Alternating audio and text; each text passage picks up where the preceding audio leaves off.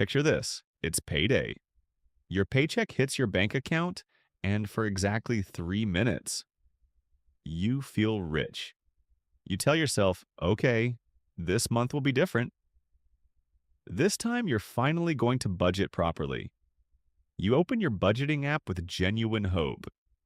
Rent, $1,800. Groceries, $600. Car payment, $450. Insurance, $200. Subscriptions, $80. Gas, $220. Phone bill, $75. And before you even finish scrolling, you watch half your paycheck evaporate before your eyes. Then something strange happens. You stare at what's left and think, wait, how am I failing at budgeting when there's barely anything left to budget? Because here's what they told us 5 years ago: skip the daily coffee. Stop eating out. Track every expense. Follow the 50-30-20 rule. But in 2026, thousands of people are following that exact advice and still ending every month feeling broke. So now millions are quietly asking themselves the same uncomfortable question: am I terrible with money? Or is the entire budgeting system starting to break? That's what we're unpacking today, because budgeting isn't impossible, but the game changed, and most people are still playing with a rule book written for an economy that no longer exists. My name is David, and if you've ever watched your paycheck disappear like magic and wondered where it went, stick around. Because what's happening with money right now is confusing, and most people are trying to figure it out completely alone. Let's start with something that might sound controversial. Budgeting isn't failing because people suddenly become reckless. For decades, budgeting was built on one simple assumption: you earn money, you cover your necessities, you save what's left over. Clean, simple, logical. But here's the crack in that foundation. That formula only works when necessities leave you enough room to breathe. And that breathing room, it's vanishing. Today, the average American household spends over $6,500 per month, with housing alone consuming roughly one-third of that spending. The motley fool. Housing affordability remains one of the most crushing financial pressures facing families nationwide. Business Insider. Now pause and think about that for a second. Budgeting works beautifully when you control your expenses. But what happens when your biggest expenses become impossible to control?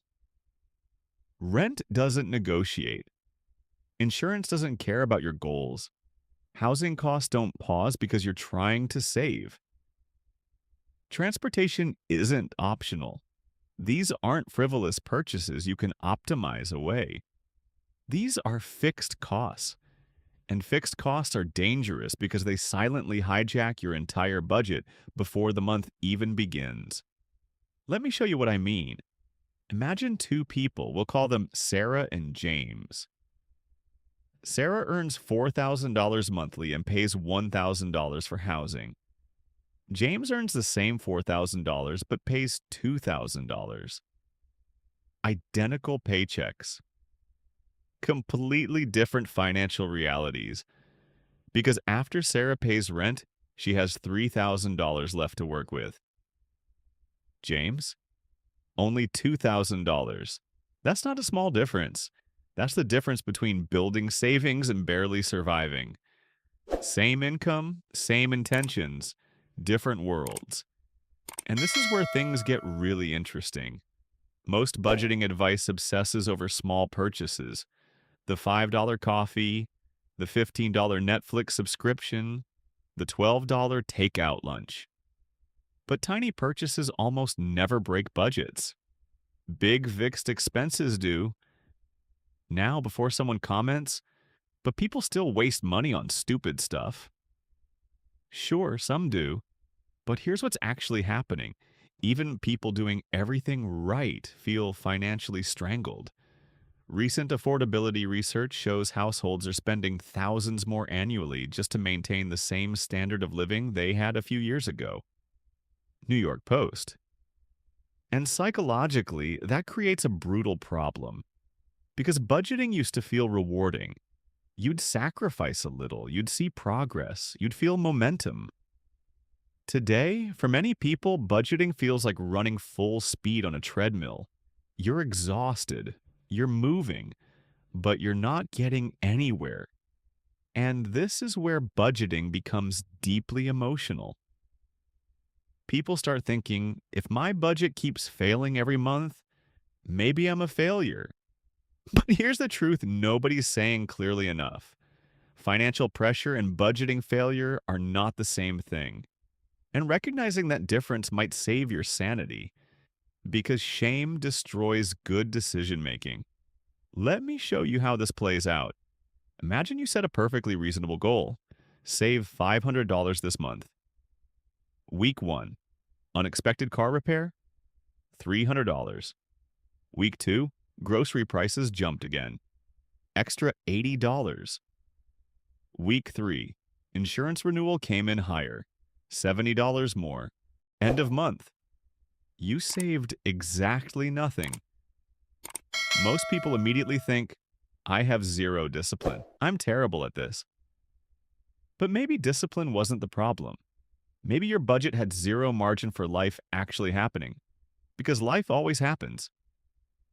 Tires blow out, kids get sick, prices change without warning, and budgets built too tightly will always break. Now you're probably thinking, okay, so what am I actually supposed to do differently? Great question, because this is precisely where most people get stuck. So let's walk through a smarter approach to budgeting in 2026, one that actually fits the world we're living in. Step 1. Stop treating your budget like a punishment system. This sounds minor, it's not. Most people secretly view budgets as financial prison sentences. No spending, no joy, no mistakes allowed. But that mindset guarantees burnout. A budget isn't a cage. It's a clarity tool. Massive difference. Step 2. Attack your fixed costs, not your coffee habit. Forget the $4 latte lectures. Focus on the expenses that actually matter. Because shaving $300 off a $1,600 rent payment creates more breathing room than eliminating a year's worth of coffee. People obsess over tiny leaks while ignoring massive holes in the hull. Step 3. Build margin into your system. This might be the most important thing in this entire video. Leave space. Modern life has become wildly unpredictable. Gas prices swing, food costs jump. Surprise expenses aren't rare, they're routine. Affordability pressure remains high across most essential categories. Alliance.com. If every single dollar already has a predetermined job, one unexpected expense collapses your entire system. Step 4. Stop comparing your budget to someone else's highlight reel. This one quietly destroys people. Social media didn't just change communication, it broke budgeting psychology too. You scroll and see perfect vacation, new cars, dream apartments, designer everything, and you think, how is everyone affording this except me? But here's what those posts never show. The debt, the stress, the payments, the anxiety at 2 a.m. Comparison creates impossible standards, and impossible standards create terrible financial choices. Here's what most people miss. Budgeting in 2026 isn't really a math problem anymore. It's a psychological problem. Because numbers are objective and controllable. Emotions aren't. Fear changes how you spend. Stress changes what you prioritize. Feeling perpetually behind changes everything. People under financial stress make short-term decisions because their brain literally shifts into survival mode. And survival mode never thinks 20 years ahead. It thinks, how do I make it to Friday? Which brings us to the biggest shift. Budgeting used to be about optimization, finding the perfect allocation. Today, for many households, it's about stabilization, just keeping things from falling apart. That's a fundamentally different game. And if you're using old rules in a new economy, of course it feels impossible.